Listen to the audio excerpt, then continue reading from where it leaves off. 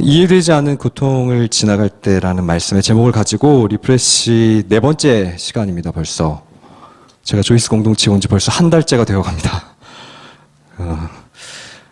리프레시 메시지를 전하면서 이제 1만 성도 파송을 앞에 두고 새로운 부르심에 서는 많은 지체분들이 참 감사하다라는 그 문자도 많이 보내주시고 격려도 많이 보내주셨어요. 이 사명의 자리에 서기 전에 다시 한번 하나님과의 관계가 좀 회복되는 그런 기대, 소망, 이 영적인 흐름이 앞으로 여러분이 가시는 어느 부르심의 자리에 가시든지 또 남든지 어느 부르심의 자리에 서시든지 이 말씀이 힘이 되셨으면 좋겠습니다. 오늘은 네 번째 시간입니다. 우리가 첫 번째 주에 엘리야, 그리고 둘째 주에 베드로, 그리고 셋째 주에 사마리아 여인, 그리고 사실 오늘은 원래 이제 니고데모에 대한 이야기를 여러분과 나누고 싶었는데요. 좀 본문을 바꿨습니다. 마지막 결론에 이 본문을 선택한 이유에 대해서 좀 말씀을 좀 나누도록 하고요. 오늘은 그 네 번째 시간으로 이 날 때부터 맹인된 이 사람의 이야기를 통해서 이해되지 않는 고통을 지나갈 때 우리는 어떻게 하나님 앞에 반응해야 되는지를 함께 좀 살펴보려고 합니다. 처음으로 지난 시간에도 이제 책 한 권을 소개하는 것으로 설교를 시작을 했는데요. 오늘도 책 한 권을 좀 소개하는 것으로 오늘 설교를 좀 시작을 해보려고 합니다. 제가 지난주에 가장 좋아하는 기독교 작가분 중에 C.S. 루이스를 말씀을 드렸어요. 이 C.S. 루이스의 대표작이 세 권이 있습니다. 순전한 기독교, 그리고 고통의 문제, 그리고 스크루테이프의 편지. 혹시 이 중에 한 권이라도 읽어보신 분 계신가요? 네, 그래도 많이 읽어보셨네요. 순전한 기독교는 인간의 마음속에 있는 이 도덕성을 바탕으로 신존재를 증명해내는 약간 다소 좀 철학적인 조금 어려운 책이긴 합니다. 그래서 여러 번 좀 읽으면 그때그때마다 좀 의미가 다가오는 책이고요. 두 번째 이 고통의 문제는 우리 인생에서 펼쳐지는 고통을 어떻게 해석하고 바라봐야 될 것인가. 그리고 마지막 세 번째 스크루테이프의 편지는 그 악마들의 이야기, 인간을 어떻게 하면 유혹에 넘어뜨리는지 이 스토리를 이렇게 이야기로 만들어서 이렇게 재미있게 이야기로 펼쳐간 책인데요. 오늘은 그 두 번째 고통의 문제에 대한 책을 한번 좀 내용을 제가 한번 소개를 드리려고 해요. 그 책의 질문이 왜 우리 인생에는 고통이 존재하는가? 이 질문으로부터 책이 시작을 합니다. 크게 C.S. 루이스가 네 가지를 설명을 합니다. 비유를 들어서 설명을 하는데요. 첫 번째는 도예가와 흙의 관계로 설명을 합니다. 도예가, 도자기를 만드는 사람이 도자기를 빚다 보면 삐져나가기도 하고 결점이 보이잖아요. 그러면 그 도예가는 그 삐져나간 부분을 이렇게 다듬고 매만진다는 거예요. 마치 하나님도 인간을 빚어가신다는 겁니다. 그 빚어가시는 과정 속에서 느껴지는 어떤 아픔, 상실, 그러나 궁극적인 목적은 그 완벽한 도자기를 굽기 위한 여정이다. 이게 첫 번째 비유고요. 두 번째는 사람과 애완견의 관계입니다. 저도 이게 좀 다소 적절할지는 모르겠는데 그분의 이야기니까 이제 강아지는 훈련을 받아야 건강하고 오래 산다는 거예요. 물론 이제 강아지 입장에서는 계속 훈련받고 규칙적인 이 생활을 하는 것이 본인에게는 불편한 거지만 굉장히 강요받는 것 같고 짜증스러운 일이지만 정작 이 훈련의 과정이 그 강아지에게는 아주 유익한 과정이 된다. 더 건강한 삶으로 이끌어준다. 이 훈련의 과정에서 필연적으로 수반하는 어떤 고통, 아픔, 이것은 반드시 필요한 과정이다. 셋째, 넷째를 들어보시면 조금 더 공감 가실 겁니다. 동의가 지금 잘 안 되시죠? 셋째는 아들과 아들을 사랑하는 아버지의 관계입니다. 제가 둘째 두 명의 아들이 있거든요. 첫 번째가 송나라, 명나라, 원나라 해서 송명원이고 둘째가 송나라, 진나라, 원나라 송진원이에요. 좀 큰 아이들이더라고. 네. 한번 이렇게 말씀을 드리면 이름을 꼭 기억해 주시더라고요. 이제 둘째가 이제 조금 자의식이 많이 이제 발달을 하다 보니 이제 1학년에 막 입학을 했거든요. 근데 요즘 이 아이와의 신경전이 벌어집니다. 이제 하지 말라는 것과 해야 하는 것 사이에서 가르칩니다. 그리고 무엇보다도 위험으로부터 보호하기 위해, 예를 들면 뭐 신호등을 건널 때, 건널목을 건널 때 어떻게 해야 되는지 미리 가르쳐 줍니다. 이 아이의 규칙을 가르쳐 주고 훨씬 더 잘 적응할 수 있도록. 마찬가지로 하나님도 우리를 보호하시기 위해서 이 때로는 규칙 또는 훈련의 자리를 허락하신다. 그리고 마지막으로 네 번째가 남녀관계. C.S. 루이스가 이렇게 얘기합니다. 진실한 사랑은 사랑하는 사람을 완성한다. 진실한 사랑은 사랑하는 사람을 완성한다는 겁니다. 나의 만족과 내 욕구를 채우기 위해 상대방을 이용하는 사랑. 이 사랑은 이기적인 사랑이죠. 그러나 진짜 진실한 사랑은 나만 성장하는 게 아니라 상대방까지도 성장하는 사랑입니다. 그래서 하나님은 우리를 사랑하시기 때문에 우리를 그냥 놔두시지 않는다는 거예요. 우리를 빚어가신다는 겁니다. 완성해 나가신다는 겁니다. 자, 여기까지 C.S. 루이스가 본인의 개념으로 네 가지를 설명을 했어요. 그런데 그는 자신이 이해한 이 고통의 수준을 뛰어넘는 압도적인 고통을 인생에서 경험하게 됩니다. 사랑하는 아내의 이른 죽음을 경험하게 돼요. 지금까지 이 네 가지의 이론적인 설명으로는 도저히 납득할 수 없는, 이해할 수 없는 인생의 이 압도적인 사고라고 해야 될까요? 배우자를 잃은 이 충격은 인간이 받을 수 있는 스트레스 중에 가장 큰 스트레스에 속한다고 하잖아요. 배우자의 죽음 앞에 이 C.S. 루이스가 완전히 무너져 버립니다. 내면이 다 무너지고, 그래서 그 책에서 이렇게 고백합니다. 네 가지 비유를 상대방에게, 사람들에게 설명할 때는 마치 퍼즐을 맞추는 것처럼 잘 설명해 냈지만 고통은 퍼즐로 맞출 수 있는 그런 문제가 아니더라. 고통은 퍼즐이 아니라 신비다. 이해할 수 없다. 그리고 루이스가 이렇게 고백합니다. 전 이 대목이 저에게도, 우리에게도 너무 공감이 됐습니다. 하나님은 어디 계신가? 도움이 절실히 필요할 때, 다른 도움은 모두 소용이 없을 때 하나님을 찾아가면 우리는 무슨 대접을 받는가? 면전에서 대문이 쾅 닫히고 안에서 빗장을 지르는 소리가 철컥철컥 2번이나 들린다. C.S. 루이스도 하나님의 부재를 경험했던 거예요. 응답하시지 않는 하나님. 그리고 그 책의 마지막 이 압도적인 고통을 해결할 수 있는 유일한 방법을 C.S. 루이스는 십자가에 못 박힌 그리스도에게 집중하는 것으로 결론을 냅니다. 왜 이 결론이 났냐면, 아내가 사인이 이제 암으로 죽어갔거든요. 아내가 이 암투병으로 죽어가고 있는 그 고통의 현장을 바라보면서 C.S. 루이스의 마음에 늘 그런 마음이 있었던 거예요. 대신 죽고 싶다. 차라리 내가 아팠으면 좋겠다. 저도 둘째 아이가 처음 태어나자마자 중환자실에서 좀 오랜 시간 동안 버텼는데, 그때 아빠의 마음은 내가 저기 인큐베이터 안으로 들어갔으면 좋겠다라는, 누구나 가지는 그런 마음. 루이스도 그랬어요. 아내의 고통을 내가 대신 받았으면 좋겠다. 가장 아픈 부분은 내 아픈 부분이었으면 좋겠다. 그러면서 진짜 사랑이라고 하는 것은 내가 사랑하는 그 사람의 극심한 고통을 대신 기꺼이 받을 수 있는 마음의 상태. 그것을 사랑이라고 얘기합니다. 그런데 이걸 하나님이 하셨다는 거예요. 이걸 십자가에서 주님이 하셨다는 거예요. 하나님이 이 고통을 담당하셨다라는 거예요. 이해되지 않는 것도, 아무리 자기가 석학이었고 모든 고통을 이론적으로 설명을 해냈지만 도저히 이해할 수 없는 압도적인 고통 앞에서 위로해 줄 수 있는 유일한 대안은 십자가의 그리스도를 바라보는 것밖에 없었다. 이게 C.S. 루이스의 그 고통의 문제의 결론입니다. 제가 오늘 이 설교 제목을 이해되지 않는 고통을 지날 대로 잡았는데요. 제가 지난주에 저희 공동체에서 그 패들렛 기도 제목을 받았습니다. 같이 공유하면서. 근데 제가 그 기도 제목 중에요, 하나의 기도 제목에 제 온 신경이 다 집중이 됐습니다. 그 기도 제목이 이렇게 올라왔어요.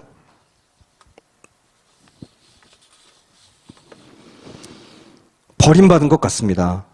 하나님에 대한 신뢰도 잃어버린 채 기도도 하지 않은 상태로 예배만 겨우 드립니다. 저의 고통과 울부짖는 기도마저 멸시하며 제 기도를 무시한 하나님이 저를 버리셨다는 생각마저 듭니다. 하나님과의 관계 회복 모르겠습니다. 이미 감정이 상했는데 회복하고 화해하고 싶은 마음보다는 이것마저도 의무감으로 내는 기도 제목이면 예배일지도 모르겠습니다. 그냥 지금 행복하고 싶습니다. 기도해 주세요. 다행히 그래도 그 지체가 마지막에 기도해 달라고 하는 그 한마디가 그래도 감사하다. 제가 이 기도 제목이 지난주 예배를 마치고 제 머릿속에서 떠나질 않았습니다. 원래는 이제 니고데모의 스토리를 통해서 진리를 향한 갈증을 가진 한 사람의 모델링을 통해서 회복에 대한 얘기를 나누고 싶었는데 이 기도 제목이 우리 공동체 안에 있는 한 지체의 이 절망적인 기도의 제목이 제 마음을 뒤흔들어 놓더라고요. 이번 한 주 내내 이 기도 제목을 가지고 씨름을 했습니다. 저의 신학적인 깊이와 내용으로 다 담을 수 없을지라도 그분이 어떤 분이신지 이 자리에서 예배를 드리고 계실지 혹은 온라인에서 예배를 드리고 계실지는 모르겠지만 사실 오늘 설교는 그 한 분을 위한 설교입니다. 그 한 분을 향한 메시지 그리고 우리의 얘기기도 하고요. 사실 오늘 이 본문에 보면 C.S. 루이스가 마주했던 압도적인 고통 그리고 오늘 이 본문에도 날 때부터 맹인이었던 도무지 이해할 수 없는 고통을 가지고 있는 그 한 사람의 이야기가 등장합니다. 날 때부터 보질 못했습니다. 본인이 잘못한 것도 아닙니다. 사고를 당한 것도 아니고요. 그냥 처음부터 그렇게 태어났습니다. 처음부터 앞을 못 보는 상태. 자, 그런데 이 맹인이 하나님과 예수님과의 만남을 통해서 어떻게 회복되어 가는지를 보면 사실 실제적으로 영적인 맹인으로 살아가는 우리의 영혼의 모습과 너무 많이 닮아있다는 생각을 합니다. 그리고 특별히 제가 오늘 이 본문을 준비한 이유도 그 한 지체뿐만 아니라 우리도 오래된 절망과 응답되지 않는 상황을 마주할 때 하나님과 어떻게 관계를 풀어나가느냐에 따라서 우리의 신앙의 결이 결정이 되거든요. 이 오래된 절망의 문제를 어떻게 반응하고 해석해내느냐가 신앙이 아주 중요한 기로에 놓이게 됩니다. 저는 이 본문을 보면서 우리에게 회복해야 될 3가지 정도의 시선이 있다고 생각합니다. 저는 우리 공동체가 이 3가지 시선을 반드시 회복하셨으면 좋겠습니다. 첫 번째는 오래된 고통 속에 있는 나를 수용하시는 하나님의 시선을 반드시 우리는 느껴야 합니다. 오래된 고통 속에 있는 나를 수용하시는 하나님의 시선이요. 우리 1절의 말씀을 같이 한번 읽어보겠습니다. 우리 1절 말씀 함께 읽겠습니다. 시작. 예수께서 길을 가실 때 날 때부터 맹인된 사람을 보신지라. 어떤 사고나 질병에 의해서 실명한 상태가 아니라 선천적으로 인생이 흑암이었습니다. 한 번도 빛을 경험해보지 못했고 절망이 체질화된 인생. 그리고 참 이 본문이 더 독특한 것은 무엇이냐면 성경에 수없이 많은 맹인들이 등장을 하는데요. 차이점이 뭔지 아세요? 예를 들어 바디메오. 이 바디메오는 예수님이 지나가실 때 다윗의 자손 예수여 나를 불쌍히 여겨주십시오라고 부르짖었습니다. 요청했어요. 예수님께. 가서 간절히 간구했습니다. 근데 오늘 이 본문의 맹인은 요청이 없습니다. 그냥 지금 어둠이에요. 자기 자신의 영적인 현재의 상태도 인지하지 못한 상태입니다. 부를 힘조차 없는 사람이었어요. 부르지 않았습니다. 그런데 이 부를 힘조차 없는 이 사람을 지금 누가 바라보고 계십니까? 예수님이 바라보고 계세요. 아마 예수님이 자기를 바라보고 있다라는 시선조차도 아마 이 사람은 못 느끼고 있었을 겁니다. 아예 인식 자체를 못했을 거예요. 저는 이 방식이 이 스스로 회복에 대한 갈망의 인지도 없고 인식도 없는 이 사람에게 찾아오시는 예수님의 방식이 우리에게 찾아오시는 구원의 방식이라고 생각합니다. 우리가 의식하지도 못해요. 인식하지도 못해요. 우리는 부르지도 않았습니다. 우리는 그분께 앞을 보게 해달라고 요청할 이제 소망조차 없는 오래된 절망에 노출되어서 습관화된 영적인 관성의 침체에 빠져 있지만 그 순간에도 말할 수 없는 사랑과 긍휼로 찾아오시는 분이 예수님이라는 사실. 이 시선을 느껴야 됩니다. 여러분이 하나님께 나아가는 게 아닙니다. 하나님이 여러분에게 다가가시는 겁니다. 이 신앙의 태도는 굉장히 중요합니다. 우리는 늘 내가 나아가지 않아서 하나님께 회복이 없다라고 생각하기가 쉬운데 아니에요. 하나님 이 성경의 본문에 수없이 많은 성경 본문에 등장하는 예수님이 저와 여러분에게 찾아오시는 방식은 여러분이 부르지 않아도 여러분의 영적인 상태를 주님은 꿰뚫어 보시고 먼저 사랑과 긍휼로 찾아오시는 분입니다. 1절에 예수님께서 보신지라 라고 하는 이 단어가 나오는데요. 보신지라. 이 단어는 문법 말씀드려서 죄송합니다. 과거 능동태인데요. 아주 적극적이고 능동적인 동작을 강조할 때 쓰는 시제입니다. 예수님께서는 이 날 때부터 맹인이었던 이 사람의 내면에 깊이 적극적이고 아주 능동적으로 관심을 가지시는 분. 사랑하는 조이스 공동체 여러분, 하나님은 여러분의 삶에 관심이 있으십니다. 비록 지금 하나님의 부재가 내 삶을 지배해서 마치 아까 C.S. 루이스의 고백처럼 하나님께 찾아갔지만 문을 쾅 닫는 것 같더라. 철컥 내 문이 잠기는 것 같더라고 하는 그 절망적인 직면의 상황에도 우리 주님은 우리를 외면하지 않으시는 분, 우리에게 관심이 있으세요. 나에게 주님은 관심이 있으십니다. 그 시선이 어떤 시선입니까? 그저 이 맹인을 보시고 품으시고 수용하시고 포용하시는 시선. 우리의 전 인생을 수용하시고 포용하시는 시선. 사람이 진짜 힘들면 다 경험해 보셨죠? 제일 힘든 말이 힘내라는 말 아닙니까? 힘이 안 나는데 무슨 힘을 내요? 힘이 안 나는데. 진짜 힘들 때는 가서 같이 시간을 보내주고 같이 옆에 곁에 있어주고 그 존재를 받아주고 안아주고 품어주고 그때 회복이 일어나잖아요. 우리는 그 회복 속에 지금까지 신앙생활을 이어왔습니다. 넘어졌을 때 리더가 그냥 옆에서 같이 한번 커피 한 잔 마셔주는 그 수용과 포용. 정말 잘못한 사람은 자기가 잘못한 거 알아요. 죄책감에 있는 사람은 자기가 잘못한 걸 모르는 사람이 누가 있습니까? 예전에 한번 한 간증을 제가 봤는데 그 정선희 씨, 연예인 정선희 씨 아시죠? 지금은 정말 귀하게 쓰임받는 분인데 인생에 굉장히 큰 아픔이 많았잖아요. 사랑하는 남편을 잃어버리고 간증 때 그런 얘기를 하시더라고요. 와가지고 말편이 조금 세서 죄송합니다. 어줍지 않게 조언하는 그 한 사람보다 옆에 와서 밥 한 끼 사주는 그 사람이 너무 고맙더라. 그 수용과 포용이 너무 고맙더라. 그 나를 그냥 아무것도 묻지 않고 바라봐주는 그 시선이 너무 내가 회복이 되더라. 사랑하는 조이스 공동체 여러분, 하나님 이렇게 찾아오시는 겁니다.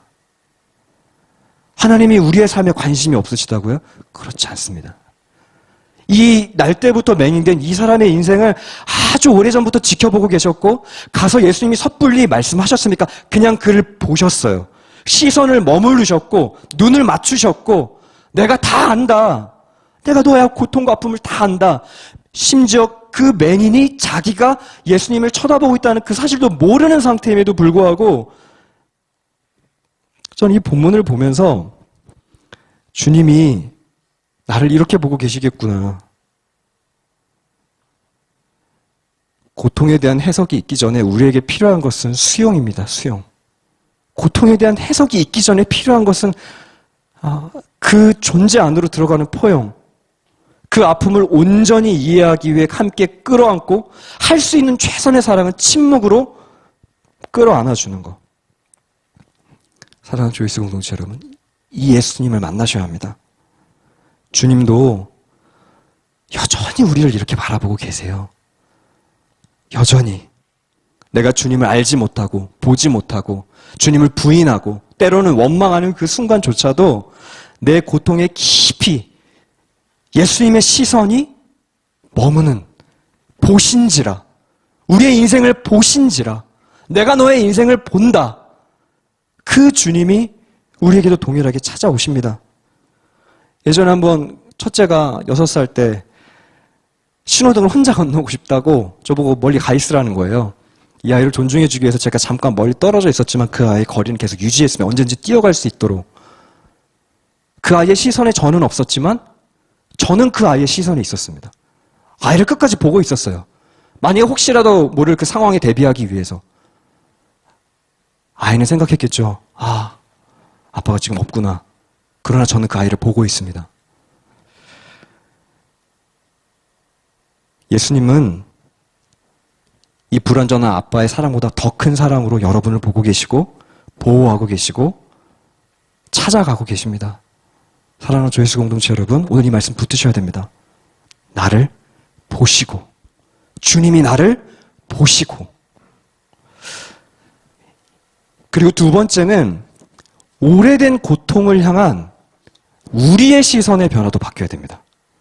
하나님의 시선을 인식해야 되는 게 첫 번째라면, 두 번째는 오래된 고통을 향한 우리의 시선의 변화. 2절 말씀인데요. 한번 제가 읽어보겠습니다. 제자들이 물어 이르되 랍비여, 이 사람이 맹인으로 난 것이 누구의 죄로 인함이니까? 자기이니까? 그의 부모이니까? 지금 맹인이 옆에 앉아 있습니다. 근데 고통에 대해서 따지고 있죠? 얼마나 이거 무례한 겁니까? 지금 다 듣고 있는데 옆에서. 이 고통이 대체 누구의 문제 때문입니까? 아마 제자들은 이 고통이 객관화되어 있었기 때문에, 내 문제가 아니었기 때문에 아마 수군거리고 이 고통에 대해서 왈가왈부하는 그 쉽게 말하면 뒷담화라고 할까요? 사실 이거 뒷담화도 아니지, 앞담화죠. 앞에서 얘기하고 있으니까요. 근데 너무 비참합니다. 내 고통에 대해서 앞에서 누군가가 삼자가 얘기하고 있다는 거. 지금 제자들은 그 사람의 상처와 아픔에는 전혀 안중도 없이 그냥 그 한 사람을 두고 도마 위에 올려서 잘잘못을 따지고 있어요. 자, 근데 이 제자들의 문제가 있습니다. 이 제자들의 가장 큰 문제가 뭐였냐면 자신의 관점으로 고통을 해석한다는 것이었습니다. 이미 자기들 안에는 고통에 대한 전제가 있었어요. 어떤 전제였냐면 당시 율법적인 관점에서는 어떤 사람에게 고통과 질병과 알 수 없는 재난이 닥쳤을 때에는 죄의 결과라고 생각을 했거든요. 죄의 결과다. 죄졌어. 그러니까 마땅히 벌 받아야 돼. 그리고 혹은 부모의 죄가 이어졌을 거야. 이 두 가지 관점이 있었습니다. 자, 그런데 잘못된 전제와 잘못된 질문은 잘못된 답을 내게 되어 있습니다. 일반적인 세상의 방식은 고통을 접근할 때 완전히 다른 전제를 가지고 접근을 해요. 인생을 아프게 하는 그 고통을 원인을 찾고 과거로부터 찾고 그래서 분석해서 뭔가를 고쳐보려고 개선하려고 합니다. 판단하려고 합니다. 그런데 예수님의 방식은 판단하거나 과거로부터 파헤쳐서 그 문제와 고통의 이유를 찾는 그런 방식으로 고통을 접근하고 있지 않습니다. 사실 우리가 이 오래된 고통과 절망 속에서 소망이 완전히 사라진 이유는 고통 자체가 문제가 아니라 고통에 대한 해석이 잘못되었기 때문일 때가 너무 많아요.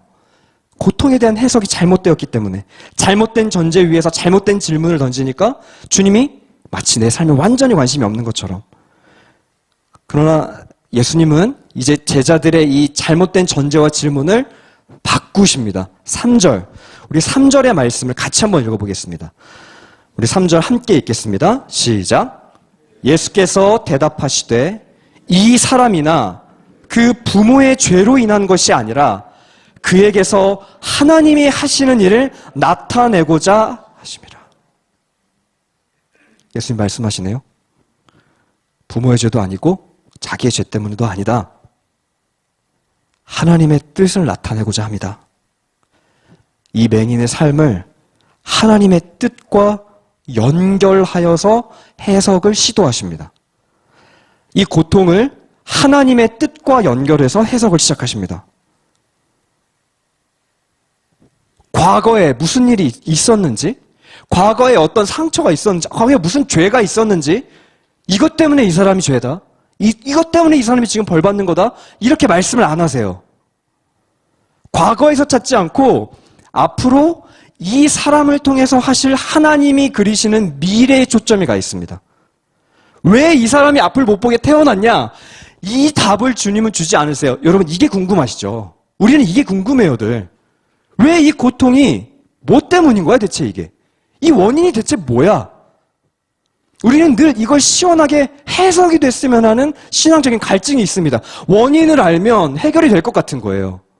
그런데 예수님은 제자들의 2절의 질문을 완전히 지금 방향을 바꾸어 나가시는 겁니다. 이 2절과 3절의 놀라운 신앙의 방향의 전환이 우리 신앙생활에서 너무 중요합니다. 왜냐하면 우리는 늘 이전에서부터 답을 찾고 싶어 하거든요.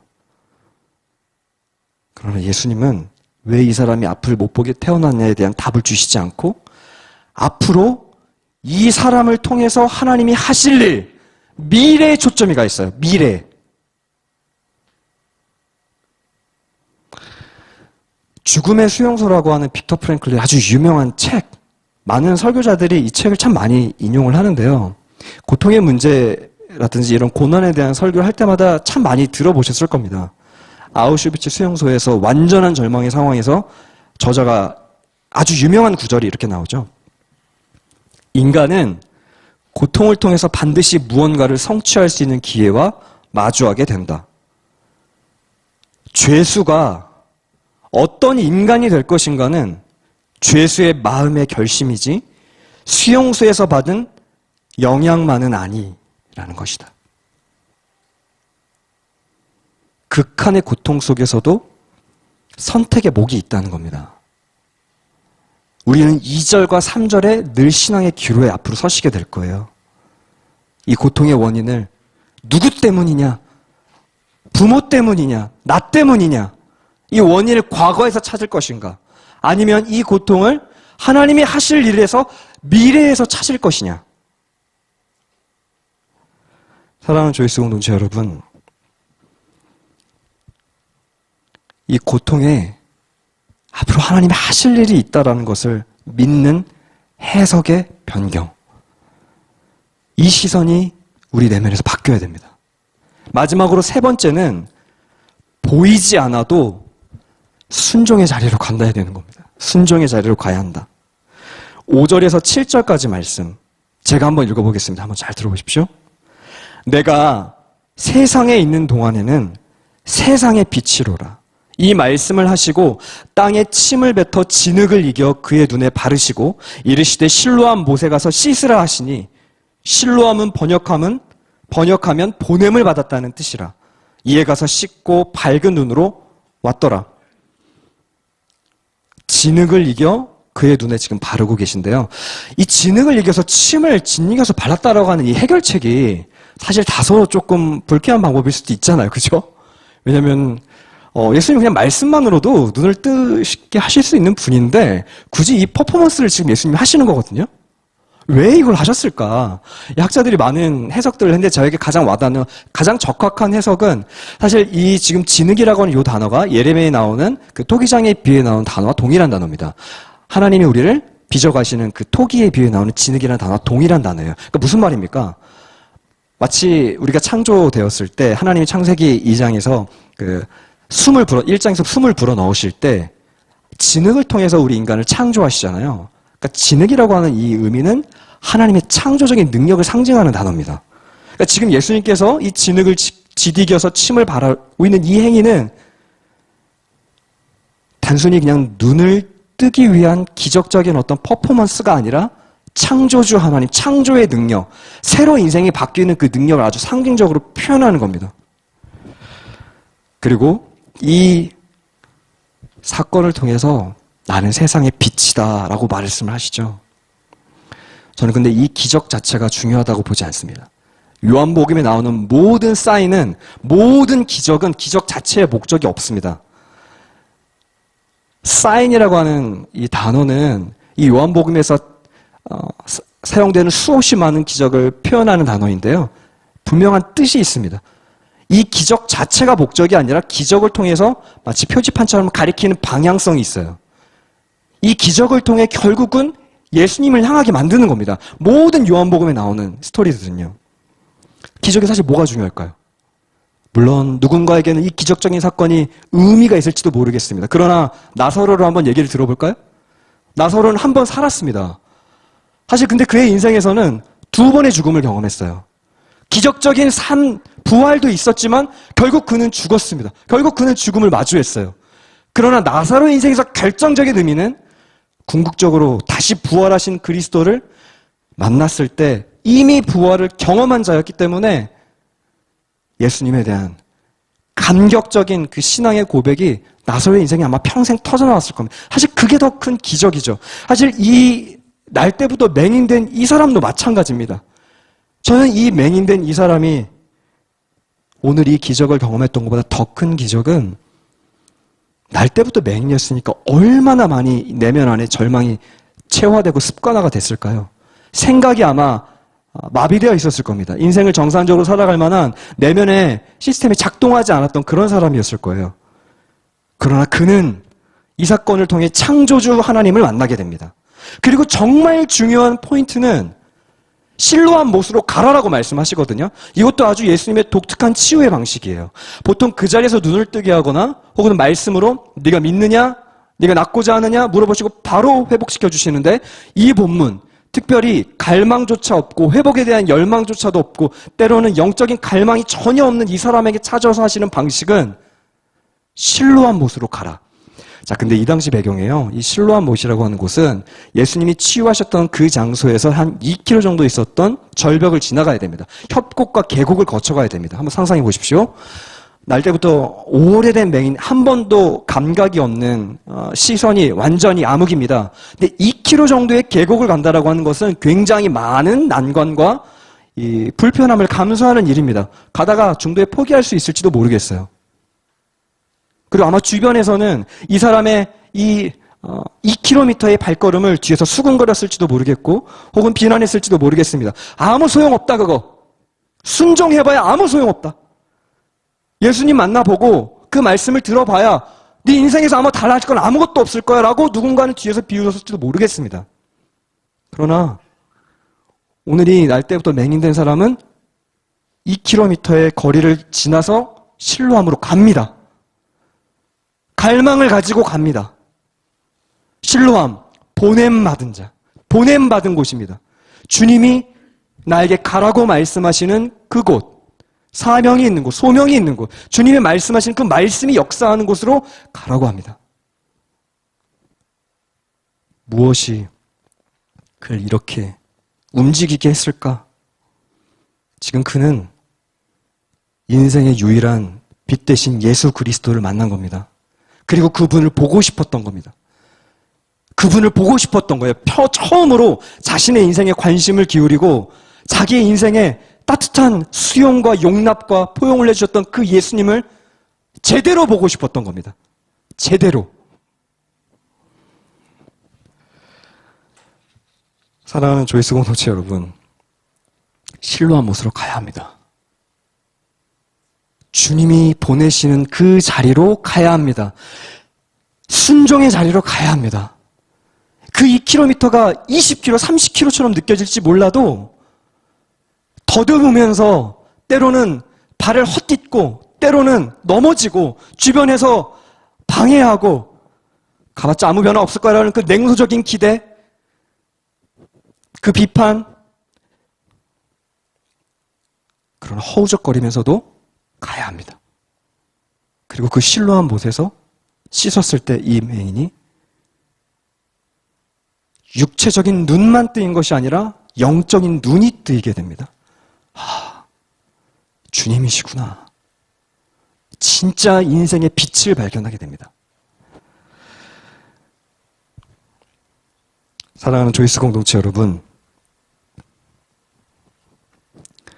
예수님은 그 자리에서 고쳐주시지 않으시고 보냄받은 자리까지 가라고 하셨습니다. 열왕기상에도 보면 나아만 장군에게 7번 씻고 오라고 하잖아요. 순종했습니다. 순종의 여정, 주님이 말씀하세요. 가라. 내가 보내는 자리까지 가라. 가셔야 됩니다. 버거워도, 이해되지 않아도 예배의 자리로, 기도의 자리로, 주님이 보내시는 자리로 가셔야 합니다.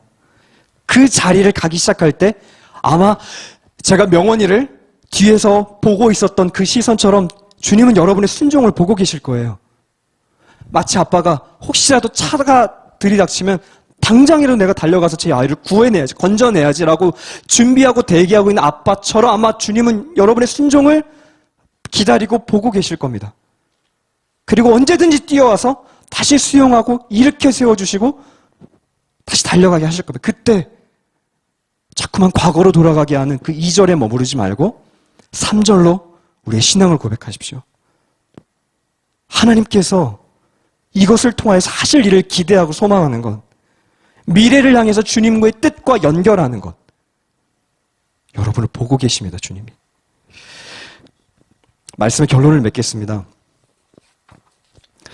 사실 제가 오늘 이 설교를 준비하면서 설교자에게 고통과 고난에 대한 메시지를 전하는 것은 늘 부담이고 때로는 저의 한계적인 경험치 안에서 전해야 된다는 이 부담감은 늘 설교자를 힘들게 해요. 왜냐하면 제가 조이스 공동체 지체들을 참 많이 이렇게 2, 3주 정도 이제 만나고 있거든요. 만나다 보면 때로는 제가 위로조차 해드릴 수 없는 기도 제목을 마주했을 때 어떻게 이걸 말씀을 드려야 될까? 어떻게 권면을 드려야 될까? 답답하더라고요, 저도. 그리고 아까 제가 서두에 말씀드렸던 이 패들렛 기도 제목의 그 지체에게 어떻게 위로와 격려를 드려야 될까? 그런데 결국은 다시 이 말씀으로 하나님이 돌아오게 하시더라고요. 제가 할 수 없는 이야기, 제가 드릴 수 없는 권면이지만 오늘 예수님이 주시는 여러분에게 주시는 권면이에요. 내가 너를 보고 있다. 뜻이 있다. 실로암으로 가라. 이것이 주님의 메시지입니다. 그러면서 제가 제가 존경하는 설교자의 설교를 저도 들었습니다. 저도 목회자로, 저도 양으로. 그분은 어떻게 고통과 고난을 설명하실까? 이제 그분은 암투병을 하셨거든요. 그리고 암투병을 다 마치시고 나서 어떤 한 프로그램에 나오셔서 욥기 설교를 하시더라고요. 욥기 설교. 되게 처음에 가볍고 유쾌하게 시작하시더라고요. 암투병하고 왔더니 저보고 욥기 설교 하라네요? 라고 이렇게 시작을 하시면서 시작을 하시는데 이 말씀을 하시더라고요. 욥기 1장 21절에 이르되 내가 모태에서 알몸으로 나왔사온즉 또한 알몸이 그리로 돌아가올지라. 주시니도 여호와시요 거두시니도 여호와이시니 여호와의 이름이 찬송을 받으실지니이다 하고, 놀라운 고백인데요. 그 목사님이 그렇게 말씀하시더라고요. 욥이 이 고백을 다 이해하고 했을까요? 아닙니다. 다 이해하지 아마 못했을 거라고. 욥은 그냥 하나님을 믿었다. 아마 제가 만약에 지금 이 욥기 설교를 한다면 아마 이런 이 영적인 한 문장이 무게감이 없을지도 모르겠습니다. 근데 그분의 메시지가 욥은 그냥 하나님을 믿었다. 욥의 이름의 뜻이 나의 아버지는 어디 계시냐라는 뜻이거든요. 하나님 어디 계십니까 대체? 욥 이름 자체가. 그러면서 그 목사님이 이해를 붙잡으면 믿음으로 갈 수 없다. 이해를 붙잡으면 믿음으로 갈 수. 제자들 다 이해하려고 했어요. 2절로 계속 이해하려고. 그러면서 그 얘기를 하시더라고요. 시험 문제 풀 때 어떻게 푸냐고. 여러 문제가 쫙 있는데 때로는 모르는 문제 나오면 잠깐 건너뛰고 쉬운 문제부터 먼저 풀지 않냐고. 지금은 이 모르는 문제가 잘 이해가 안 가요. 하지만 잠깐 문제를 풀다가 다시 돌아와서 보라고 하시더라고요. 그리고 이렇게 고백하라는 겁니다. 오늘 예수님이 하신 3절의 고백과 똑같은 말씀을 하셨어요. 이 모든 일에는 하나님의 섭리가 있어. 하나님은 나를 사랑하셔. 이걸 믿으라는 거예요. 오직 의인은 이해로 말미암아 살리라가 아니라 무엇으로요? 믿음으로 말미암아 살리라. 이해를 통해 믿음에 이르는 것이 아니라 믿음을 통해 이해에 이르는 것. 이것이 신앙의 신비입니다. 저도 다 이해하지 못합니다.